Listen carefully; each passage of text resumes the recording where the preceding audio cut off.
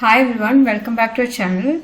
In this video, we'll be discussing on empty sets, finite and infinite sets, equal sets and example problems related to it. So let's get into the video. Section 1.3, the empty set. So what is known as an empty set? A set which does not contain any element is called an empty set or a null set or void set. So an empty set means it does not, the particular set does not contain any elements. So it can be called either empty set or as a null set or as a void set. So it is denoted by the simple this, which means it is an empty set, or it can be denoted by empty braces. That means there is no element inside the set. The set is represented by this curly braces, right? So inside it, if there is no element written, then that means it is an empty set. So let me give you some examples to know what is an empty set better. So say for example, set A is given as for a set of all x such that x is a student of class 11. So we know that for all x such that x is a student of class 11. So we can name all the students of class 11. Now take a set B for all x such that x is a student of both class 10 and 11. Is this possible? Can a student be there in both class 10th and 11th? No. So this means there is no element that satisfies this property, right? So this is an empty set. So we can say the set B is an empty set or a null set or a void set. While the set A, we know that there is a finite number of elements present in the set, right? So this is a finite set because we know there are 50 students are there in class 11. Say for example there are 50 students in class 11, then we can say the set A consists of all those 50 students names, right? So the set B is an empty set. Let me give you some more examples. Say set C such that for all x such that x is an even prime number greater than 2. We know that the prime numbers are those numbers that have either the two factors, that is the number itself and the number 1. So let me write all those prime numbers that are greater than 2, that is 3, 5, 7, 11, 13, 17, etc. So is there any even prime number that is greater than 2? No. So since there is only 2, which is the only even, 2 is the only even prime number. So this is also an empty set. C is also an empty set. Now let me take an example. Say set D for all x such that x square minus 2 is equal to 0 and x is a rational number. Okay, so let me solve this. X square minus 2 is equal to 0.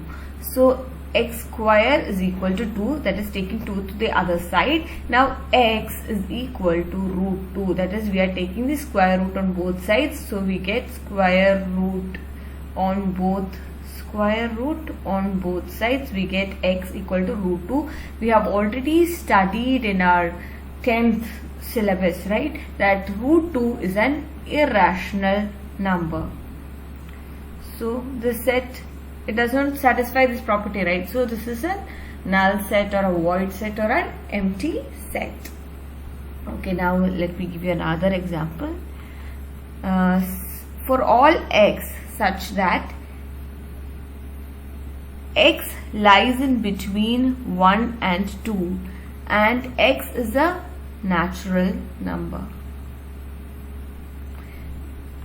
Okay, they have given that x lies between 1 and 2 and x is a natural number. So what are natural numbers? Natural numbers starts from 1 till infinity, right? Is there any natural number between 1 and 2? No. After 1 it is 2, right? So this is also an empty set or a null set or a void set.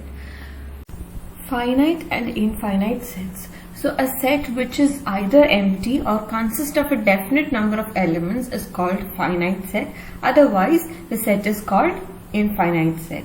So a set in which the number of elements is countable, or we can count the number of elements inside a set, then we can name that particular set as a finite set. If a set does not contain any elements, still we can say the number of elements inside that set is 0, right? So any set which is empty or consists of a definite number of elements, we call them as the finite set. Otherwise, we call the set as infinite set, where we can't count the number of elements present inside the set, or it is countless. Such sets, we name it as infinite sets. Okay, so let me give you some examples. Say set A, the elements inside are 1, 2, 3, 4, 5 and 6. So we can say this is a finite set as it contains definite number of elements and it is countable, right? Now let me take another example B, which is the set of points on a line. So we know that infinite number of points that comes on a straight path, and if we draw a line through it, we get a line, right? So a line consists of infinite number of points, right? So can we name the number of points inside inside the set? No, right? We can't give the exact number, like how many points together constitute a line. So it consists of infinite number of points. So this particular set is infinite set. Okay, now let me give you some more examples so that you can get a better idea. Okay, say let W be the days of the week. So we can write W as Monday, Tuesday, Wednesday, Thursday, Friday, Saturday and Sunday. So this one is a finite, or this is a finite set, right? Because it consists of definite number of elements and it is countable. So we can say this set W is a finite set. So we can actually calculate the number of elements present inside a set, right? So the number of distinct elements of a set, the number of distinct elements of a set can be denoted by the simple n of s, where s is the set. Okay, so the number of distinct elements of a set can be denoted by the simple n of s, where s is the set. So let me tell you, the number of distinct elements present in the set W is equal to 7, right? 1, 2, 3, 4, 5, 6 and 7. So we can always find the number of elements present inside a finite set, but this is not possible in the case of an infinite set. Let me give you an example. Say if n of s, that is the number of distinct elements of the set S, is a natural number, then what can we say? If this gives us a natural number, say n of s is equal to 2, then we can say this particular set S is a non-empty finite set, right? Because the number of elements in that particular set S is given as 2, so it is countable. So we can say it's a non-empty, because it's not empty, it is given as the number of elements as 2, so it's not empty. So we can say set S is a non-empty and finite set. Now imagine, for example, set of natural numbers. So what are set of natural numbers? Set of natural numbers means it starts from 1 till infinity. So is this a finite set or an infinite set? So obviously this is an infinite set, right? So we can't properly give the number of elements in this particular set of natural numbers. So this set is known as an infinite set. Let me give you one more example. Let S be the set of solution to the equation x square minus 16 is equal to 0. So we can say x square is equal to 16, that is taking 16 to the other side. Now taking square root on both sides, we get x is equal to root of 16, which is equal to 4, right? Plus or minus 4. So we can write the solutions of x as in the set S is equal to minus 4 or plus 4. So is this a finite or an infinite set? This is a finite set because the number of elements of the set S can be written as 2. Okay. So we know that sets can be represented in two different forms. That is set builder form and the roster form. So when we represent a set in the roster form, we can write all the elements separated by commas and it should be within the braces. Say for example, let me take an example of set A. I am writing the set A in the roster form. So all the elements are separated by commas and they are enclosed within the braces. So this is an example of a finite set written in the roster form. So we can represent even the infinite set in the roster form, but only we can represent some infinite sets in roster form by writing a few elements in the set which is followed or preceded by 3 dots. For example, say the set of natural numbers is 1, 2, 3, etc. till infinity, right? So we can represent it in the roster form as followed by 3 dots. This is an example of an infinite set represented in the roster form. Now say for example the set of integers. So we know that the integers are those with negative numbers, 0 and positive numbers. So it is preceded by 3 dots, that means etc. right? Then negative 3, negative 2, negative 1, 0, 1, 2, 3, again followed by 3 dots. This is also an example of an infinite set represented in the roster form. Now we know that only some of the infinite sets can be represented in the roster form. So see this note, all infinite sets cannot be described in the roster form.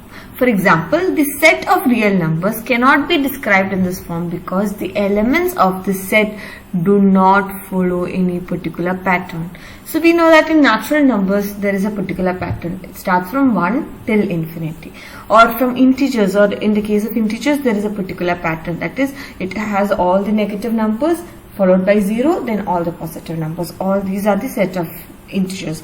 But if we can't write the set of real numbers because it does not have any particular pattern. So real numbers, it can be represented in the form P by Q, where P and Q are integers and Q not equal to 0. Only these are the conditions. There is no particular pattern that we have to follow. So such kind of sets cannot be represented in the roster form. Those are infinite sets. We can write in any manner. There is no particular pattern. So those infinite sets cannot be described in the roster form. Okay. Now let's take a look at the example. Example number 6. State which of the following sets are finite or infinite. So let's take the first one. Set of all x such that x is an element of natural numbers, set of natural numbers, and x minus 1 into x minus 2 is equal to 0. Right. So let's take x minus 1 into x minus 2 is equal to 0, which means we can equate both these sides with 0, right? So x minus 1 is equal to 0 and x minus 2 is equal to 0. So we get, let's take 1 to the other side, we get x is equal to 1. Let's take 2 to the other side, we get x is equal to 2. So we have two values, right, which can be written inside the set. So there is a definite number of elements in this set. So it is a finite set. Now let's take the second one. The set of all x such that x is an element of natural numbers and x square is equal to 4. So let's see, x square is equal to 4. Now taking square root on both sides, we get x is equal to root 4, which is equal to plus or minus 2. So we can represent this as in a set as plus 2 and minus 2, which means there is also a definite number of elements in this set, and it is called a definite, right? So it's a finite set. Now let's take the third one. Set of all x such that x is an element of natural numbers and 2x minus 1 is equal to 0. So let's solve this. 2x minus 1 is equal to 0. Now taking 1 to the other side, we get 2x is equal to 1, and 2 to the other side, we get x is equal to 1 by 2. Is 1 by 2 an element of natural number? No. 1 by 2 is not an element of natural number, which means it is a, is there any element that can be written inside a set? No. So it's a empty set, right? You can say it's an empty set. Empty set can be represented denoted either as phi or as an empty braces. So this is a finite set anyways, but it's a empty set, right? So a set which contains 0 or a definite number of elements can be represented as known as a finite set. So, and if this even though this is an empty set, it is a finite set. Empty sets are always finite sets. Okay, now let's take the fourth example, fourth question. Set of all x such that x is an element of natural numbers and x is a prime number as well. So can we actually define the number of prime numbers? No, right? There can be infinite number of prime numbers. So we can write like 2 is a prime number, 3, 5, 7, 11, 13, 17, etc. So this is an infinite set. It's not countable, right? So it's an infinite set. Now let's take a look at the fifth one. For all x such that x is an element of natural numbers and x is odd, which means we have to write all the odd natural numbers. So it starts with 1, 3, 5, 7, 9, etc. So this is also an infinite set, right? So to conclude, I can say the first one is a finite set, second one is also a finite set, this one is also a finite set since there are no elements present, right? That's it. And this is an infinite set, infinite, and this is also infinite. Okay, I hope you understood.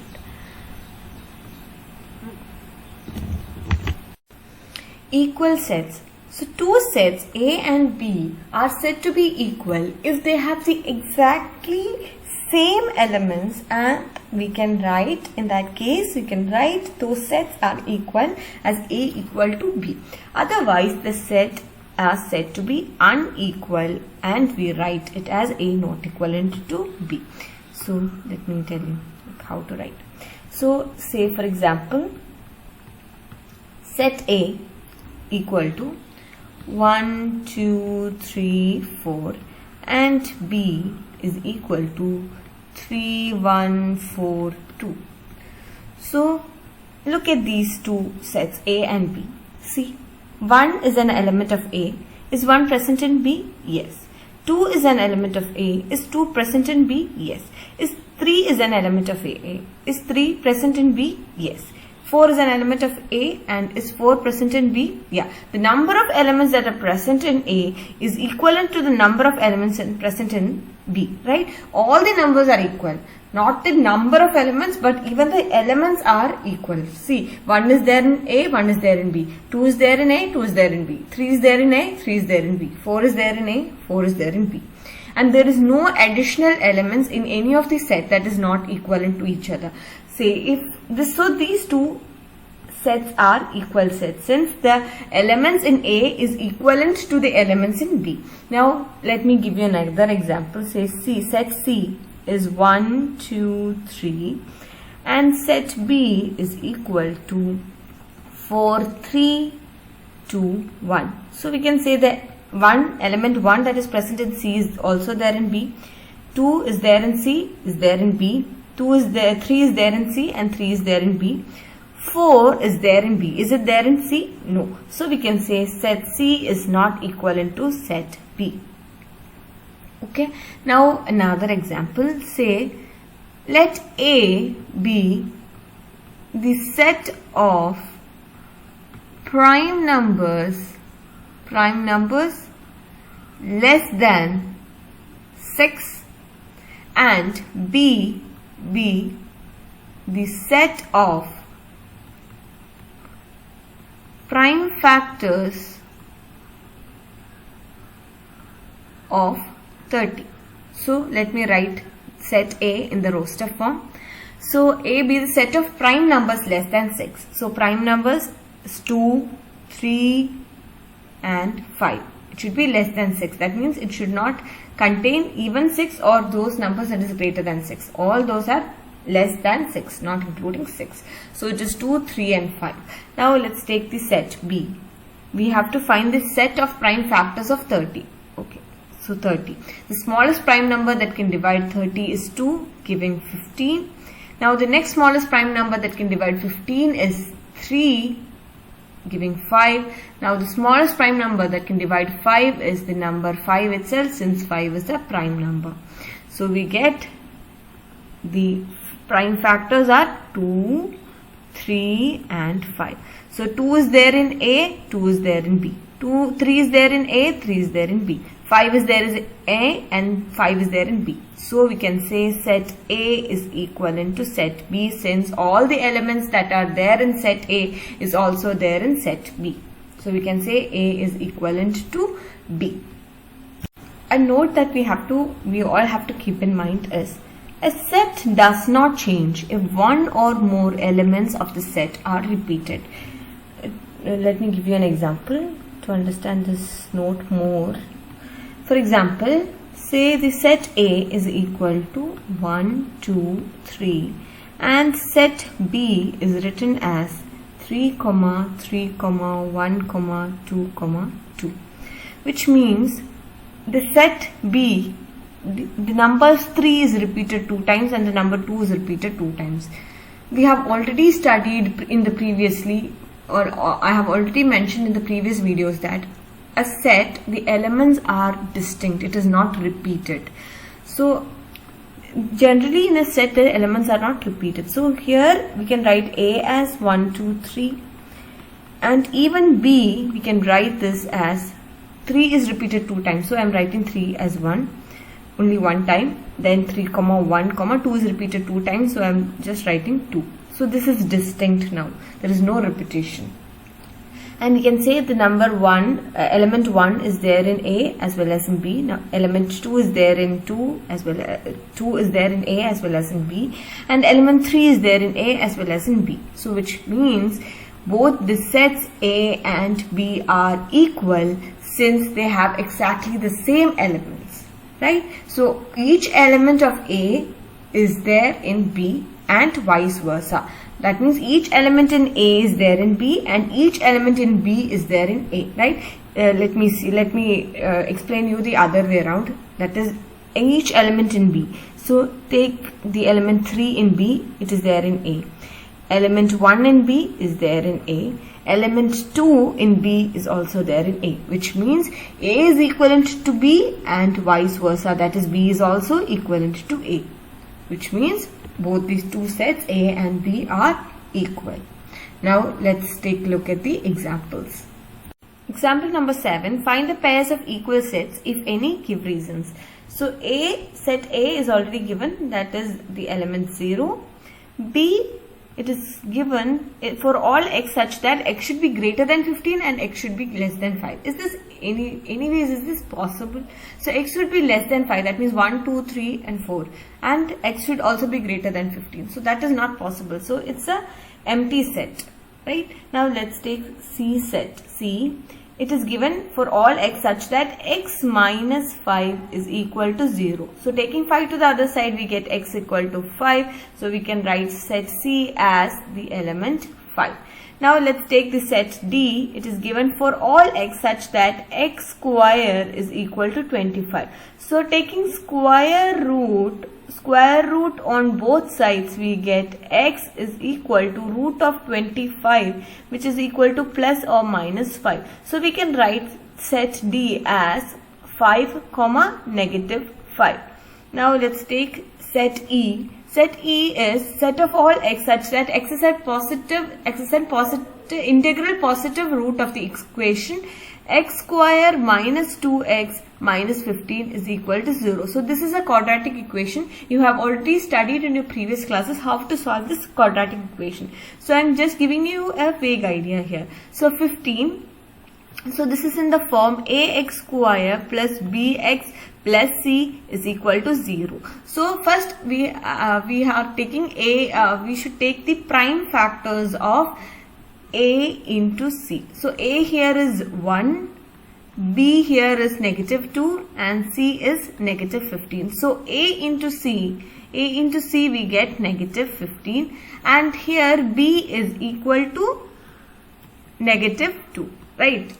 So a into c, that is AC is negative 15. So let me take the prime factors of this. So 3 is the smallest prime number that can divide 15, giving 5. 5 itself is a prime number, so 5 is divisible by itself. So we get 3 and 5. Now we have to put, so the only two factors that are there for 15 is 3 and 5. Now what we have to do is we have to give the sign to 3 and 5 such that if we multiply these two factors, 3 into 5, we should get the value of AC, and if we add these two factors, we should get the value of B. Okay, so 3 times 5 we should get AC is here is negative 15 and B here is negative 2. So if we multiply these two, we should get negative 15, and if we add these two, we should get negative 2. So what sign can we give to 3 and 5? If we give 3 as negative, we get negative 3 into 5 is negative 15. Okay, negative 3 plus 5 is plus 2, right? So this is not possible. So we can give 5 as negative. If we give 5 as negative and 3 as positive, we get negative 15. Okay, here is positive 3 and it is negative 5, we get negative 2. So the two factors are 3 and negative 5, right? So let me substitute here. Instead of B, let me write it as 3 and negative 5. Let me write B value as plus 3x and negative 5x. Okay, so x square plus 3x minus 5x, which will give us negative 2x, right? So I am, instead of writing negative 2x, I am writing it as the factors of this 15, 3x minus 5x. Minus 15 is equal to 0. So I can write x square, let me take the common here, x square plus 3x and negative 5x minus 15, right, equal to 0. So let me take out the common from these two terms, that is x, giving x plus 3, and let me take negative 5 from here, that is the common factor. We get x plus 3 equivalent to 0. So we can write, we can take x plus 3 as the common factor. We get x minus 5 equal to 0. So x plus 3 equal to 0.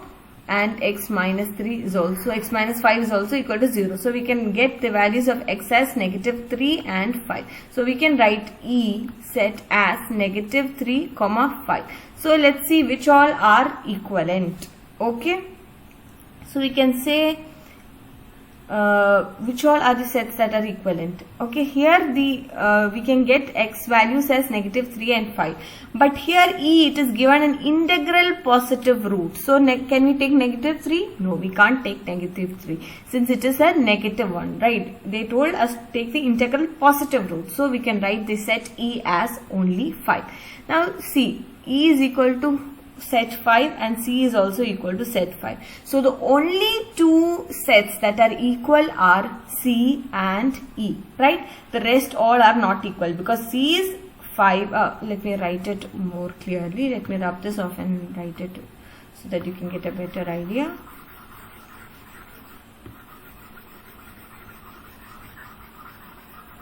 Okay, so here set A is equal to 0. Set B, we have already told it is an empty set. Set C is 5. set D is equal to +5 and -5, and set E was it was actually the x values were -3 and 5. Since it is given integral positive root, we are only taking 5. So the only two sets that are equal are C and E, right? So we can write C is equivalent to E. Let's move on to the next example. Example number 8. Which of the following pairs of sets are equal? Justify your answer. So first one, X, the set of letters in alloy, A-L-L-O-Y. So let me write the set X, A, comma L, comma L is already there, so I'm not repeating it again. Then O, comma Y. Now let's take, and B, the set of letters in loyal. So B is L, loyal, right? Now set of letters in the word loyal. So L, comma O, comma Y, comma A, comma L is already there, so I'm not repeating it. So let's see. A is there in X, A is there in B. L is there in X, L is there in B. O is there in X, O is there in B. Y is there in X, Y is there in B. Which means all the elements that are there in X, set X is also there in B, and all the elements that are there in set B is also there in set X, which means set X is equivalent to set B. Now let's take the second option.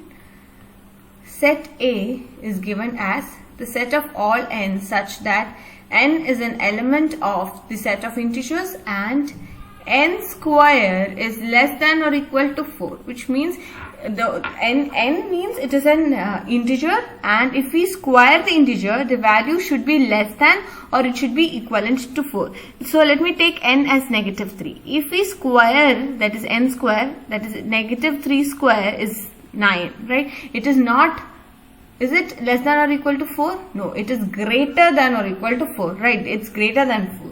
So we can say n is not equal to, n can't be taken as -3. So let me take n is equal to -2. So -2 square is equal to 4, which is equivalent to 4, right? So it's less than or equal to 4. So we can write the set A as -2 is okay. What about -1? -1 square is 1, which is less than or equal to 4. So we can write -1. Then what about 0? 0 square is 0, which is less than or equal to 4. That is also fine. Then what about 1? 1 square is equal to 1, which is less than or equal to 4. So we can write it as 1. Then what about 2 square? 2 square, 2. Then 2 square is 4, which is less than or equal to 4. So I can take 2 also. What about 3? 3 square is 9, which is greater than 4, right? So it's not equivalent to less than or equal to 4. So the elements that comes under the set A is -2, -1, 0, 1 and 2. Now they have given B as set of all x such that x is an element of R and x square minus 2x plus 2 is equal to 0. So we can write x square. So let me solve this quadratic equation is equal to 0. Let me find the factors of 2 such that, when it multiplies we should get 2, and if it is added we should get 3, right? So 1 times 1, 1. So we can get the two factors are 2 and 1. It should be, these two factors can be multiplied and we should get 2, and if these two are added we should get it as -3. So if we give both 2 and 1 as negative, we get 2, and if we give both as negative, we get -3. So we can write this as x square minus x minus 2x plus 2 is equal to 0. So let's take x as common here, x minus 1 and -2 common from these two, we get x minus 1 is equal to 0. Now taking x minus 1 as common, we get x minus 2 equal to 0. So let's equate both these as x minus 1 equal to 0 and x minus 2 is equal to 0. So we get x is equal to 2 here and x is equal to 1 here. So we can write the set B as 1, 2. So is set A and B equal? No.